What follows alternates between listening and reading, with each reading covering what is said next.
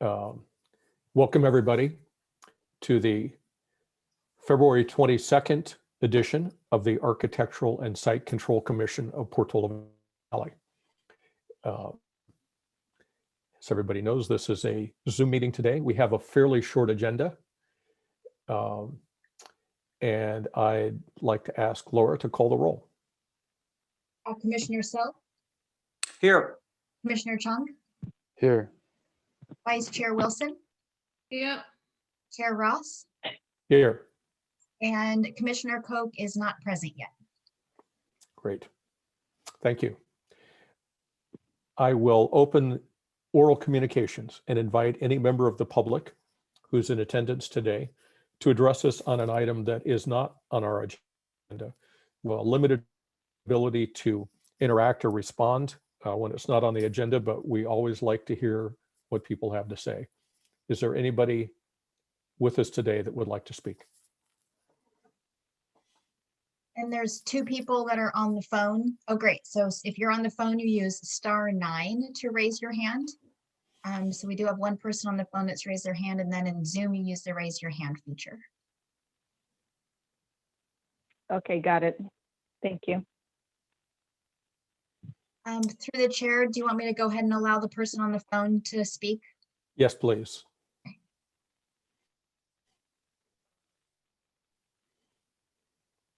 So whoever's Hello? on the phone, you need to unmute on your side. There we go. Hi, good afternoon. My name is Karen. Can you hear me? Yes, could you repeat your name, please? Caroline Vertonghen. Welcome, Caroline. Thank you. As a member of your Architectural Site Control Commission, you probably have noticed that in the last few months, a lot of residents have spoken up. One of the reasons is we have been residents for more than 20 years. We have contributed our time as volunteers in commissions, committees, but that has changed. We also have found out that there is a huge problem with communication. And I'm a small business owner. I attend many Zoom meetings, and Portola Valley is one of the worst. I'm thinking this is done on purpose. Los Angeles has recently, and I'm going to send it to all committees, you know, there's no excuse for state and local government not to open. It is completely fine. They have the permission with modification. And so I hope that you will encourage our town to open. I currently have a neighbor who is doing a big project, which is the one at 85 and 70 Palmer. So we have been in communication, and as friendly neighbors, we try to work things out, but due to the lack of communication and information from the town, we don't know when their project will be on the calendar. They haven't mentioned to me, and it's very concerning, to bring in a new friendly resident who expresses his and her frustration with the way the town is handling this new construction. So it's very saddening. I hope I can contribute. I have contributed a lot of my time, even though we need to work extra hard during these times. As a constructive, not criticism, but to help you guys out. Because what I had mentioned last week as well, we can see there's pressure put on our staff and commission and members of committees and commissions. And that is not something we have seen before. So we would like to help you in that respect as well, because we understand what the commitment is and how valuable your time is. And we really appreciate what you do for our town. But there seems some things that are not kosher with the values of our town. And so that's why a whole number of people are speaking up. We are very concerned what's happening to our town, and that's why we will continue to speak up. And I hope you evidence an easy path to upgrade an old house or an old property and not be a side, or how do you say it? Not be involved with state laws that have been overruling our own rules that we have established in a plan. Thank you so much. Thank you for your thoughts, Caroline. Is there anyone else from the public who would like to address us?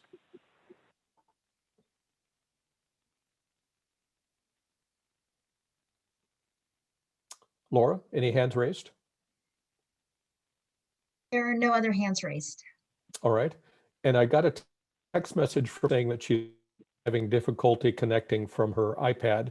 She may need to call in if she's unable to connect. And do you have the ability, Laura, to email her a panelist link? She also didn't receive one or can't find it. I suggested she log in through the agenda and you would upgrade her. Yeah, that's the easiest way at this point while Okay. we're in the meeting. Okay, great. I expect she'll be joining us one way or another soon. Great, thank you. Okay, I'll close oral communications and move on to the main part of the agenda. Our first item of business is architectural review, prefabricated barn with horse corral area at 19765 Skyline Boulevard, the Stalley residence. And it looks like Dylan is the planning staff member assigned to this, but I don't see Dylan on the call, so I'm guessing it will be Laura making a presentation. I see Dylan's Dylan here. Oh, Dylan's here. Dylan will give the presentation. Okay, great. I'm just sitting by quietly. Oh, there you are. There you are. So let me see. Sorry about that. Yeah, Welcome, Zoom has Dylan. been. Thank you. Zoom has been very weird today. I'm not sure what's going on, but Yeah. I share the same sentiment. It's a Monday. That's all it is. All right, I'm going to share my screen with everyone. Can you see the presentation? I see it fine. I see it. Okay. All right. So thank you, Chair, members of the Commission. So this item before you is an architectural review of a new accessory structure, a horse barn with a corral area. Oh. So the 27.4 acre gross site is situated northerly of Skyline Boulevard. An existing 1,693 square foot residence with a 1,013 square feet, not 1,103 square feet, as I noted in my staff report, detached garage are on the subject property. An existing driveway with internal loop provides access to both existing structures. So a new 1,296 square foot 2-horse barn with 1,622 square foot attached corral area is proposed on the site. The new barn and corral area are well under the site's floor and impervious surface area maximums. Staff wants to note that the correct floor area calculations for both the maximum and 85% floor area calculations are displayed on this table. The reason I'm making that distinction is because I flipped the numbers in the staff report table. So I'll go through some of it in detail just for the record. The detached garage only has 400 square feet that counts toward that 85% of the maximum floor area, which results in a 2,093 square foot existing square footage for the 85%.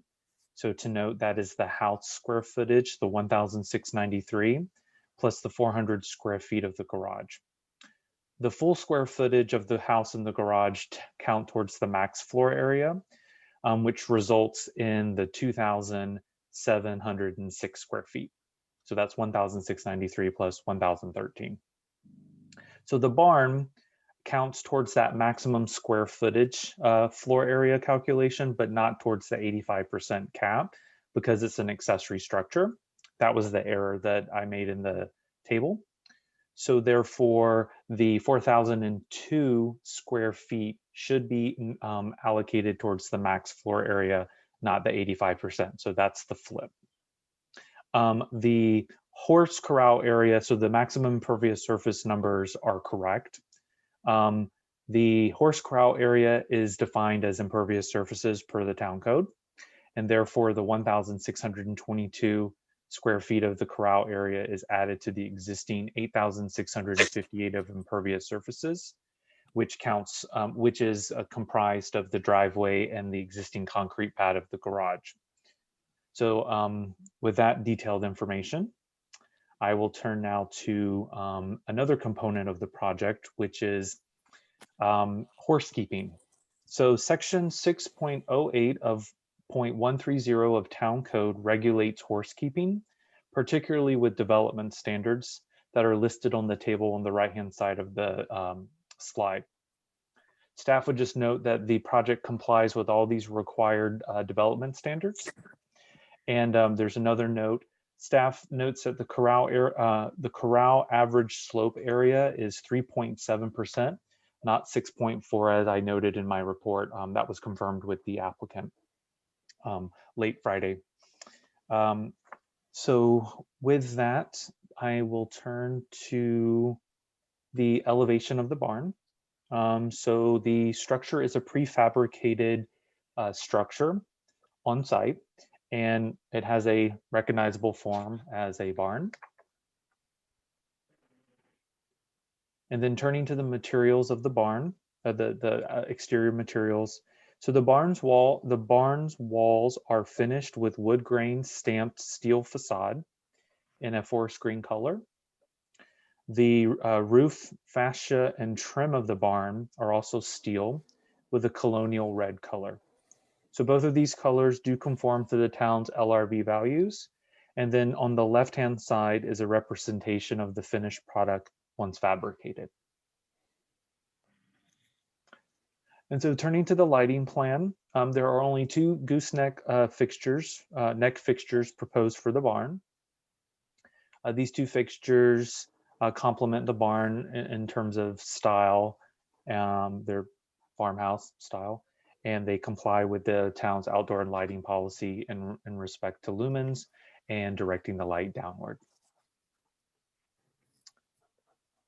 And so turning to public comments, notices were sent to neighbors on February the 12th, not November the 12th, as I noted in my staff report. I don't have the power to time travel yet, so I apologize for that. But no comments were received by staff for the project, either during the creation of staff's report or during the presentation. And so now turning to the findings of the town code findings as it relates to architectural and site development review applications. So this is the list of the findings that the ASCC must make in order to approve the project. Staff just concludes that the ASCC should be easily able to make these findings. And then another component of the project is there is a reduced setback request to the Skyline Boulevard Scenic Corridor. So the town code allows a reduction of up to 100 feet from the Skyline right-of-way if the proposed structure is not visible from the right-of-way. So the applicant provided 3 pictures, so I'll go through these, that note that the evidence that the barn is not visible from the Skyline right-of-way. And so in this last picture, this yellow box notes the obscured visibility of through the tree canopy of the barn to that right-of-way. So therefore, staff concludes that the project would be eligible for the reduced setback, and the proposed setback for this project would be 155 feet. So 45 feet shy of the standard 200-foot right-of-way requirement per that section of town code. So just a minor request of reduced setback. So now turning to the design guidelines, staff just quickly would note that the barn does comply with the town's design guidelines, particularly with accessory structures. And so in conclusion, staff finds that the project conforms to the town code, both for the structure component, the proposed structure, and the horse keeping components. The barn conforms to the town's design guidelines. The structure is not visible from the skyline right-of-way and therefore is eligible for a reduced setback, and is also exempt from CEQA under section 15300 subsection 3 for pertinent structures. And therefore staff recommends that the ASCC approve the project subject to the recommended conditions of approval in attachment 1 of staff's report. And with that, this concludes staff's quick presentation. Thank you, Dylan. Very informative. Commissioners, do you have any questions for Dylan? No, can you guys hear me? Yes. Welcome, Okay, Megan. good. Oh my Welcome. gosh. Jeez. Sorry We hear about that. you. We see you. Good, good. My goodness. No questions from me. Yeah, no questions from me either. I think this looks great. Great. All right. Is the applicant here, and would they like to make any additional?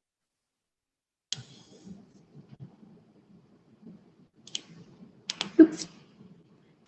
Hi, everybody. I'm Jennifer. This is Colin. We moved to Portola Valley because we were looking for this rural setting where horses and this rural agrarian life was really integrated into our modern lives. It's been my lifelong dream to have horses on my property. I grew up on a ranch. My dad was an agriculture teacher with the FFA, and I've always had horses, and I had to board for a little while I was starting my career and working my way up. And boarding is tough. You know, it's not always the best care. It's really nice to be able to see your horses first thing in the morning and at the end of the day and make sure that they're healthy. Of course, the one time we were out of town, we got a call that our horse was sick and we had to rush back and take care of him. And it was because the ice had frozen over in his water bucket. And it's just, we did what we had to do. We did the surgery. He came through okay. But it's just made me so nervous about keeping my horses anywhere else. And so I really appreciate your consideration of the barn. We've done everything we can to make sure that the project is as horse friendly as possible, but also as environmentally friendly, because we live in the forest for a reason. We love it. We don't want to disturb the natural flora. And I think that we've threaded the needle nicely by balancing all of those priorities. But we really appreciate your consideration and hope that you see fit to approve. Great.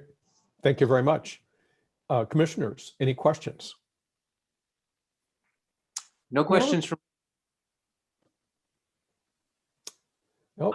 I was just Jane. thinking, sorry, my only question, which doesn't really relate to the project, but if as in last year where there was the emergency situation regarding moving animals away from the fire zones, would the plans that you currently have give you some room to take some animals in? And yeah, okay. So you have Absolutely. Yeah. Okay. Yeah, we've always said we'll never have more horses than we have spots in the horse trailers because we want to be able to get out in one trip. And last year when we evacuated, we were checking on our neighbors at Hecox and across the street because we had a 3-horse trailer and we have no horses here. So we offered to load up all the goats and animals to get them out of here. Yeah, we're very safety minded that way. I have my dad to thank for that. Yeah, and we always keep the trailer hooked up to the truck just in case that, you know, even if there's not a fire, there's always a chance of a medical emergency for the horse, and to be able to get them out quickly is important to us. And as she noted, we have a 3-horse trailer for 2 horses, so definitely prepared there, and we can help with others. Okay, good contact to know then. All right. Thank Anyone you. else? Doesn't look like it. let's open the public comment and invite anybody from the public to address us about this project. Laura, do you see anybody? Yes, we have Judith. Very good. Judith? Hi there, this is Welcome. Judith Murphy from the Conservation Committee. It looked to me from the photo that Dylan showed us that with the yellow square, that this is not invisible from the road, but has greatly reduced visibility. And I'm not sure those are the same thing for planning purposes, but it would be very easily mitigated by planting some shrubbery in those gaps, you know, as the forest clears towards where you have development. I'm sure there is opportunity to put in a few shrubs so that this would be truly invisible from Skyline. And I would urge that the commission request that they do that. Thank you. Thank you, Judith. Anyone else?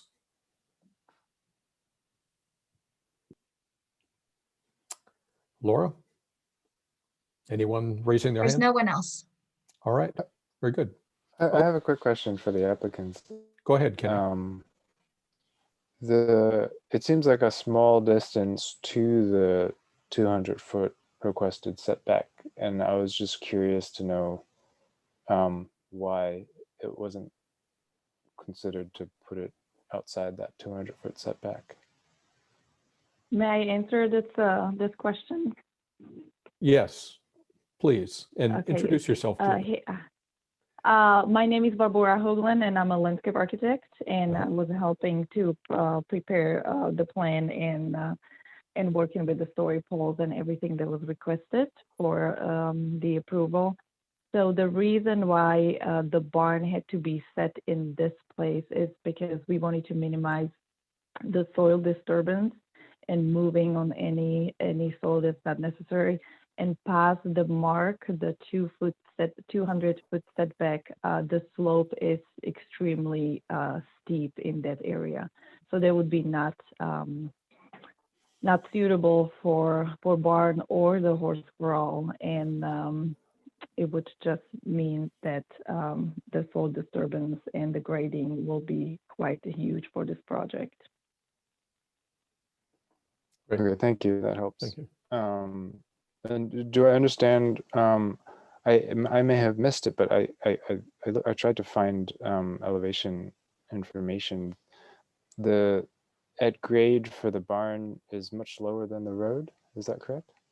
Already? No, it's not. The property, the whole property, when you look at a property line, that's basically sloped down. But right now, the house and everything else, it's not actually lower than the existing roads. Okay. Thank you. Any other questions? All right, let's discuss. Al, would you like to give us your thoughts? Sure.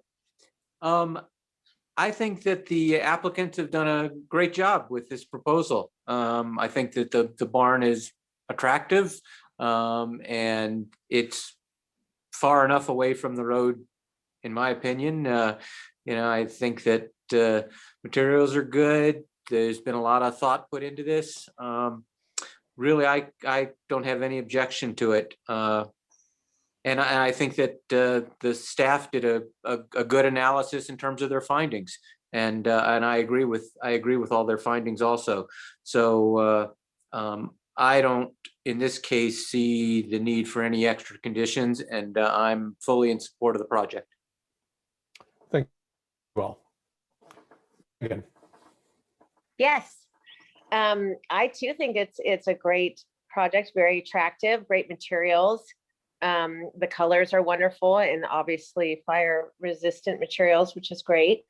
And I have no problem with seeing a barn on Skyline, even if it was within the 200 feet. I think that actually is the rural nature of our town, but I obviously respect why we have these guidelines, but maybe there should be a little more leeway for something like a barn, which actually adds to the rural characteristics than McMansion would, right? Anyways, I think this is a wonderful project, and I'm excited for the homeowners and really pleased that they'll have their wonderful horse property come to fruition. So I'm all in favor. Thank you, Megan. And Jane. Right. Yes, I like this project a lot as well. I'm delighted that you're not removing any trees. I think it's a logical plan. It fits in with the landscape. You've done really well on the lighting, good color scheme. When I looked at photo 24, it does look that there is a ravine sort of on the left-hand side so I can understand why you've cited the barn where it is. But the only thing that I might ask, and I think you would do this anyway as applicants, is if people do object to being able to see it, that you put some plants in but I don't think people actually will, but I think you're the type of applicant that will be considering everyone anyway. So I'm going to leave that up to you, and I'm fully in support of the project. Thank you, Jane. Well, I think this application has done a great job of checking all the boxes. It's attractive, it's fireproof, it's functional. I agree with Megan, it adds to the rural character of the town rather than subtracting from it. I understand Judy's comment and request. I would note, though, that I think you probably only get that opportunity to see through that narrow gap in the trees if you're standing in just the right spot. I would imagine that even going by on a bicycle, you would have a very hard time seeing this barn through the foliage as you travel by, and certainly never from a car. However, if one were able to see it, I think it would be attractive and well worth setting aside the or allowing this to be built within the 200-foot setback from skyline. I don't have any trouble making all of the findings that are listed in the staff report. So it sounds like we're much all on the same page, and I would welcome a motion. We should give Kenny a chance to talk. Kenny just needs to. Oh, Kenny, I'm sorry. I'm new here, so. Yeah, Kenny, please speak up I'm so sorry. Yes. No, it's okay. It's okay. I agree with what's been said. I'm inclined to take the staff's recommendations to approve. I appreciate the need and willingness to fit into the landscape, and that seems like a sufficient reason to approve this request, which seems to be the only significant thing, because the applicants have done so well responding to the rest of what we would request and the design guidelines. This request to go inside of the 200 feet seems reasonable to fit in with the landscape, given the reason provided. So I'm supportive. Great, thank you. And would you like to take this opportunity to make your first motion as an ASCC?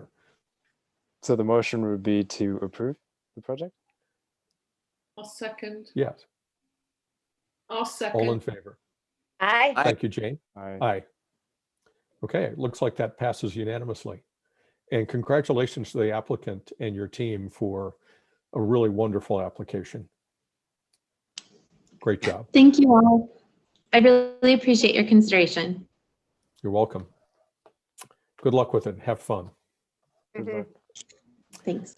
All right, let's return to the agenda here. See what we've got going. We're not quite at approval of the minutes yet, but we are at commission reports. Has anyone taken any actions during the last 2 weeks or so? I haven't. I have neither. I Right. haven't. Al, Kenny, any interaction with staff or activity on projects? No, and I have not either. So let's go on to item 3, staff report. And we have, I think, potentially a special guest today. Laura, is Jerry's presentation? Yes, I'll hand it to Jeremy. Great. I'm not sure about special, but I We- will certainly take guest. We think of you as special. Thank you. Well, it's wonderful to see everybody's faces. I appreciate the time today. Because this is actually the first time that I've had a chance to discuss this item with any of the committees and commissions. So I'm delighted to do it with you. So on the 27th of January, the town council previewed an idea that staff has been cultivating for some time internally. It took on the moniker internally PV Donates, but officially it does not have any name. The idea was that the spirit of the town was founded on volunteerism and contributions, including contributions that had been made by very generous residents related to open space, town center project and the like. But that currently there isn't an opportunity for residents to contribute funds to smaller projects, the types of projects that you may see in larger cities in their Parks and Rec department that are related to basic infrastructure trees and the like. So we were thinking a lot about what a program like that could potentially look like in Portola Valley. So we had shared with the council a number of ideas, and if it's okay with everyone here, I'll share my screen briefly just to throw some of the ideas that had been batted around. Can you see my screen okay? Yes. Yep. Right. So it's pretty expansive. These aren't recommendations from staff, but these were intended to start to get the creative juices flowing. We hear from residents regularly who can't make the time to volunteer or have really, really great ideas, but there isn't a funding source or mechanism to ensure that those ideas move forward. So the thinking here is that each committee and commission, if they'd like to participate, could come up with a suite of discrete low-level projects and programs for a year, and then ask residents to make donations to those programs. If they're funded, we move forward with the program. If there's excess funding, they can be put into more of a general pot for various activities, as you see here. But real mix, the kinds of traditional activities you could see, but also maybe adopt a trail, adopt a public tree. Howard really liked this idea, adopt a catch basin, which I'm sure is very catchy. I'd like to have a swale named after me, if that's okay. Would love to. I know the one we should name after you. Oh my God, that's awesome. Also, the events that we put on that are so vitally important to the town, and the ones that we hope to do later this year as we come out of COVID. This is not exhaustive by any stretch of the imagination, but we wanted to just increase those opportunities for people to participate in some way. So I'd sent an email to all the chairs of the committees and commissions asking if they'd like me to come to a meeting, because the only way that this will work is for the committees and commissions to share their specific ideas. And then, as I said, ultimately we'd have some sort of mini work plan where on a regular basis, whether it's calendar or fiscal year, have the 3 things that this commission would like to see funded. And then we would go out and we would have a campaign to see if we can get those funds. We haven't really come up with a money threshold. So that hasn't been totally considered yet, but I hope that the kinds of projects we just showed are the types of things that you might be swirling your head right now. So with that, through the chair, I'd love to hear any feedback on the contours of the program. If there's any initial ideas that the commission has on things that would be appropriate for the commission to support as it relates to small projects. And I'm happy to come back in the future. If you guys want to think about it a little bit, we can go from there. So with that, thank you. Great. Thank you, Jeremy. Would anybody offer a quick reaction to this idea, commissioners? Well, can I ask a question about, like, let's say, we have the broom pull, right? Is that something that needs funding, or is that just manpower? Because those kind of things I think are amazing in our community. That doesn't need funding. Or do we supply like bags or picks or gloves, or does that need funding? So it does depend. That's a great question. So we could certainly do some very modest support for something like that. It could be as simple as refreshments, depending on the day, but it also could Right. be tools, depending on that. It would allow the town to perhaps buy a suite of tools that could be available for multiple events, so people don't have to bring their own. Right. I like that. That's an example of something that you could do. Very modest funding support would be needed for that. Yeah. I think this is a great idea. I mean, what we all are missing right now is our community, you know, we really are. And if we can all give in to the community and eventually have something that brings us together again soon, I think that would be incredible. Yeah. A socially distanced broom pole with pizza.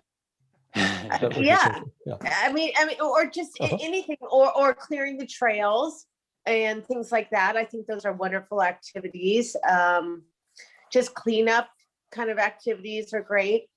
I mean, we love this town for a reason, and if we can get some financial support, just to even giving a little financial support, whether it's $10 from someone and, you know, whatever from somebody else, you're part of a community, of a greater good, a greater cause. And that's really valuable for your soul and for your just humanity in general. So I love this. I love it. Well said, Megan. I should have stated through the chair that this is not intended to provide opportunities for people to put their names on placards all throughout town. Okay, good. Yeah, this is not if there's any sponsorship, it's a virtual sponsorship opportunity, not in-person sponsorship opportunity. We think people will take advantage of that instead of the more traditional ways, but just wanted to be very clear. It came up at the council meeting. Wanted to repeat that. Mm-hmm. I think it's a great idea, Jeremy. And yeah, I mean, I think that the ideas that Megan brought up were good. I think there's bigger ones too, in terms of there's a lot of fire mitigation work that could be done. And I think there's an opportunity to upgrade some of the facilities in the park and rec area in terms of fields and sports courts and things like that. So, I mean, I think there's smaller items and even larger items that, you know, could use some funding. Mm-hmm. Thank you, Al. I had a Jane, yeah, and then go ahead. Could you send us that list via email about your ideas, Jeremy? Yes, we'll also through the chair, we'll amend the agenda that's already been posted to have that included here. Right. So people can refer And back. also, regarding trail improvements, could you actually do a town list of which trails the town is responsible for and which ones the people who live on the land are responsible for? Because using the example of Shady Trail, the owners of the land are those south of the trail, and the people on the north of the trail just go up to the trail, but the town doesn't actually own the trail. And I keep seeing people complaining that the town hasn't done this and the town hasn't done that, when actually the owners of the land are the ones responsible. So could we have an official, these are the town trails, these are the ones we're responsible for, these ones, have a look, have a chat with your neighbour, or do a group volunteer cleanup, or we need to get together to do fire mitigation because I think people are confused with who owns what and who does what, and unfortunately I think it's always the town that gets it's their fault. So I just wanted to find out if we could get that list of trails categorically sorted out. Through the chair, I think that's a great suggestion. I think one source of confusion is the map that we have online does not differentiate between WASC maintained and owned trails and trails that the town has an easement on. So I think that would be absolutely helpful as we refine this program. That would be one of the elements that we could have included. And I think generally it would be appreciated by residents just to have a more clear understanding of how this all sort of works. Yeah, I think that's a great idea. And a good project for the Trails Committee, perhaps. Perfect. I will let them know that you've assigned it. Great, great. I'd like to see that in about 4 weeks, please. Even better. There we go. Kenny, any thoughts? I guess I had a thought and a question, and the thought was, it comes from my previous committee membership with the Bicycle, Pedestrian, and Traffic Safety Committee. I'm sort of aware that there's sort of a queue of projects that are already considered, and they're considered with regard to budget and the necessity to complete them, and I really like this idea of yours to consider projects that people could donate towards, and I wonder how those two can interface. And it seems to me that it could be really helpful to take projects that people really want to see happen sooner, take them out of that queue so that the town resources that go towards that queue can get farther down the queue. And so the question I have is, what's the problem with people's names going on things if they've like you go to national parks sometimes and you see a little placard that says "in memory of," and if that's compelling for people to help out the town by providing funds for infrastructure, it's not clear to me what the issue is. A very fair question through the chair.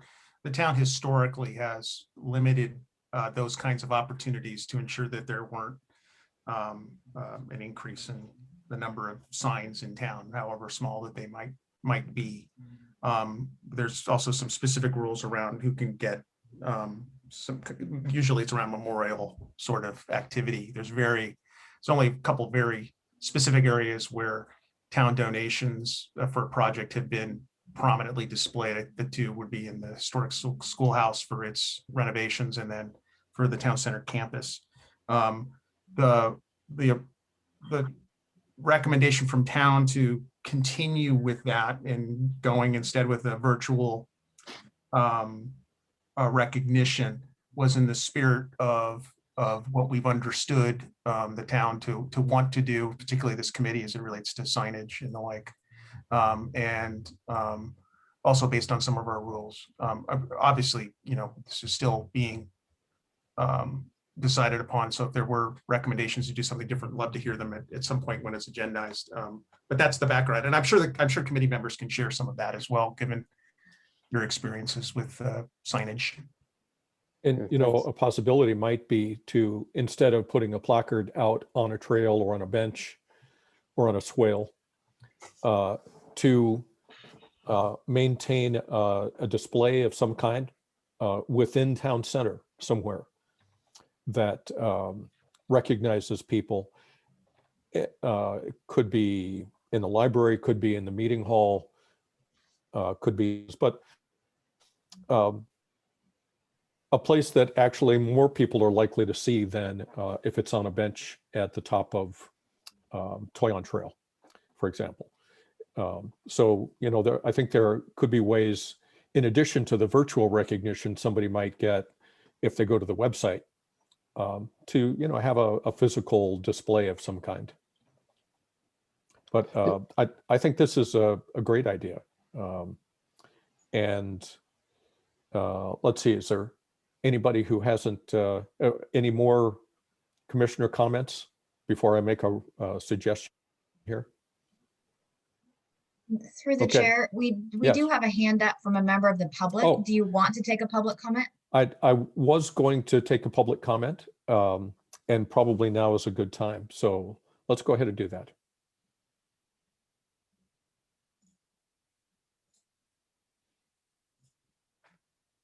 Hi, this is Rita Comas Whitney, and I am glad Welcome, to Rita. hear that we're doing something like this. And my question is, would we be able to earmark and group fund particular projects?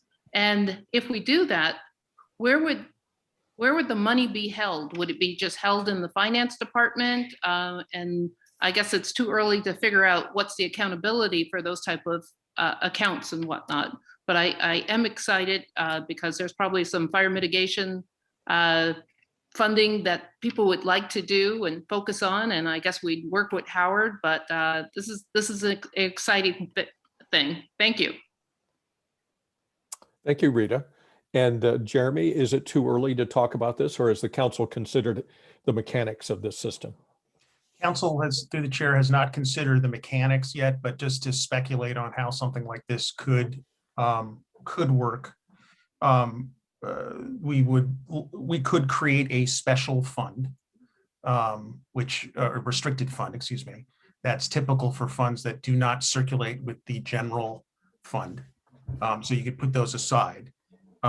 It can get a little tricky because the last thing you want to do is create a whole lot of new funds to have to manage. So we put some thought into it, but we haven't really got too far into the thinking. But it would be some kind of restricted fund, I'm sure. And you know, the one of the reasons that we wanted this to be ultimately driven by committees and the commissions and perhaps the council, depending on the type of project, is that it gives some transparency and clarity to the public on where there's going to be focus. We probably will need to we'll want to have a conversation about what happens if someone comes forward and says, well, here's $25 for my pet project. And how do we deal with that? And how do we work through that? Does that go to a committee or not? That would be my recommendation. So obviously some details still to be sussed out. There's something that, since I have the floor, something that Kenny mentioned too, our capital improvement plan is made up of projects that are only $3,000-$4,000 up to hundreds of thousands of dollars. So some of those projects could theoretically be funded by this program. My guess is that very few would move between the two because the types of things that end up in the CIP, for the most part, probably don't have the same appeal for funding that other ones would have, the ones that we put on the list and the like. So there would just be another programmatic element to the budget that would just show what the funds have and what the potential programs for that year would be. But more to come. Great. Still in the brainstorming phase. Absolutely. Mm-hmm. Yeah, great. Well, is there anybody else from the public to address us on this? Yeah, we have Judy again. Oh, great. Judy, welcome back. Hi, I'm a frequent flyer with your committee, you know. Yes.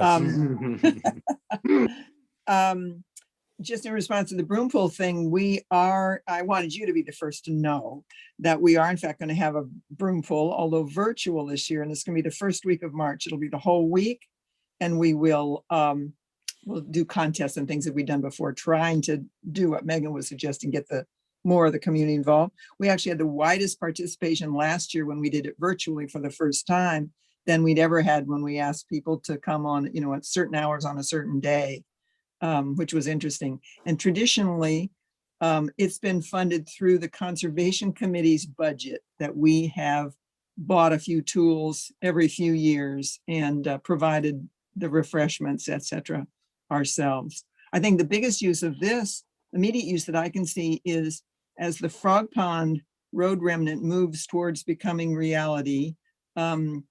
A year ago, there was a fundraising effort, and there were a whole lot of people who pledged money for the improvement and the maintenance of that as it came to fruition, and that this would give that an orchestrated path to become reality. So I think it would be terrific. Thank you.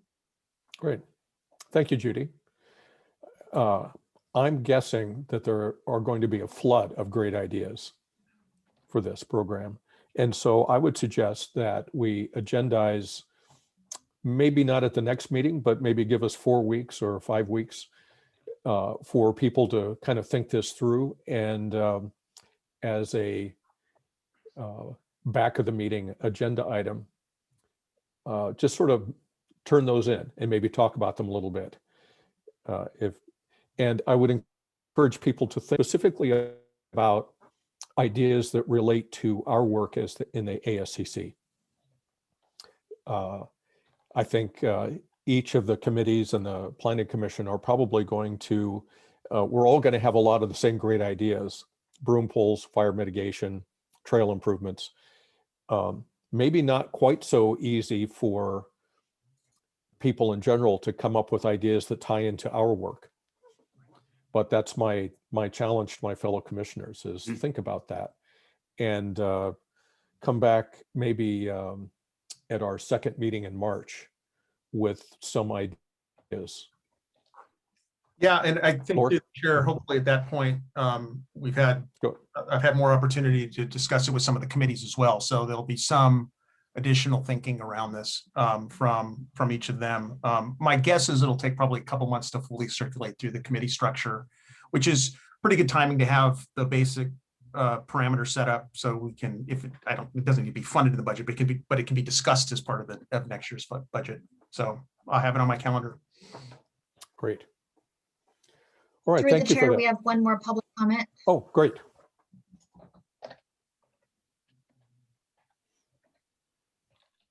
Hi, this is Christy Corley, and I just think this is a great idea to pull in donor money for things. I would encourage possibly the community to be involved with ideas as well as committees. That would be my comment. And I am all for more bathrooms, maybe by the soccer field or by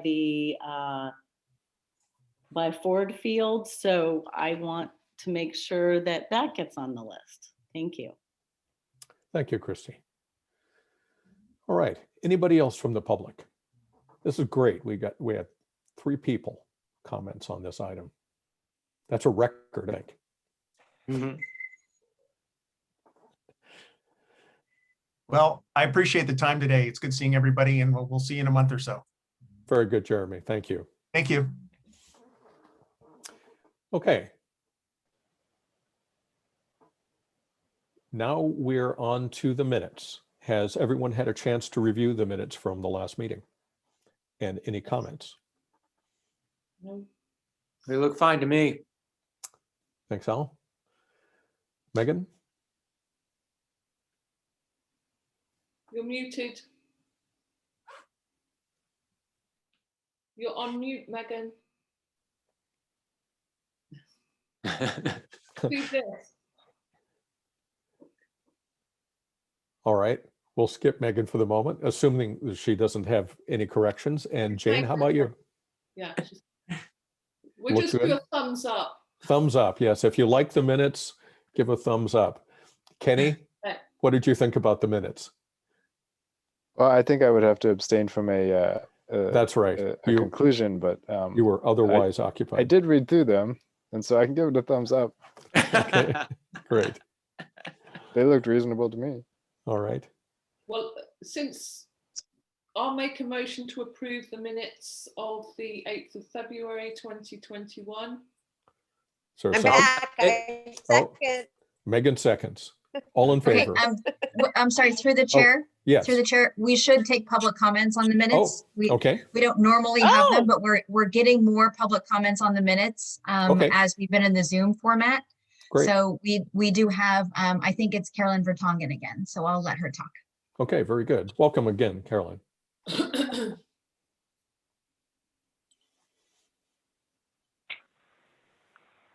Hi, I didn't want to interrupt the minutes, but I just wanted to make sure that you got all my emails since I didn't see them. It was an email with attachments.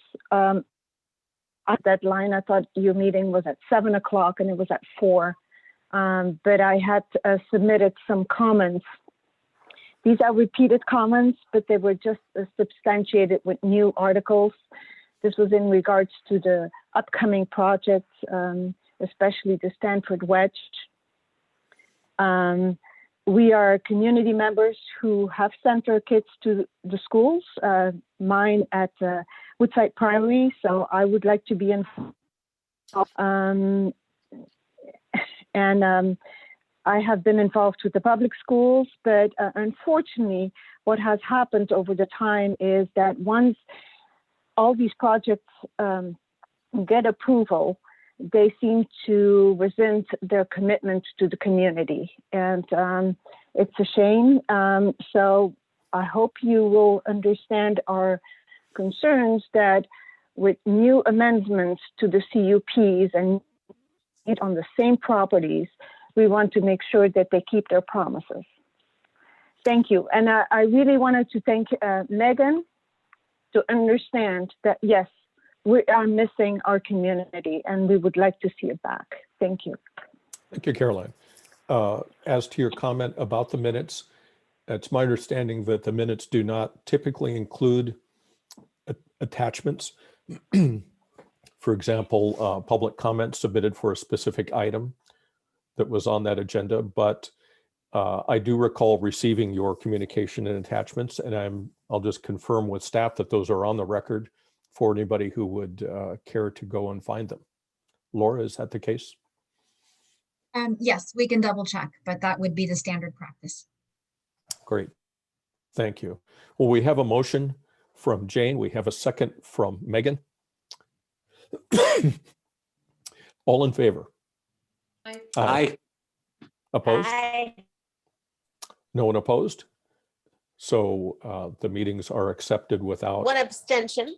one abstention. Yes, thank you. Did we get into the minutes that Kenny and his wife celebrated a new addition to their family? We should recognize that someday. Yeah, congratulations again. Yeah, congratulations. When is the baby gonna join a Zoom? Yeah. Not quite yet, Soon right? enough. He will be around eventually. Awesome. Okay. And through the So chair, can happy I for make you. one announcement? Yes, please. Because Caroline Vertonghen asked about upcoming projects on Palmer. And so to update the commission as well as her, if she's still there, that we expect 85 Palmer to be on the March 8th ASCC meeting. So it's not 100% confirmed yet, but that is our tentative date. So Caroline, you'll receive the notice for it if you're within the 300-foot radius, but so that you have the early heads up on that as well. Thanks. And speaking of future agendas, what does the horizon look like in the short to midterm? So we've got that coming up. We've got a conceptual design review, we think. One of those early reviews for 627 Westridge. We have been working on for wildfire preparedness. We've been working on building code amendments related particularly to home hardening that came out of the wildfire prep committee. And so we're still working on the technical aspects of that, but we'll be bringing that forward to ASCC for feedback before that goes to council. So those are the things that are coming up over the next couple of meetings for you. Great. Thank you for that. Commissioners, anything else before we conclude? Looks like we're good. I'll adjourn the meeting. Thank you all for coming. We kept it under an hour by a minute. Congratulations. Okay, thanks a lot. Thanks, Thank you. everyone. See everybody in a couple of weeks. Bye.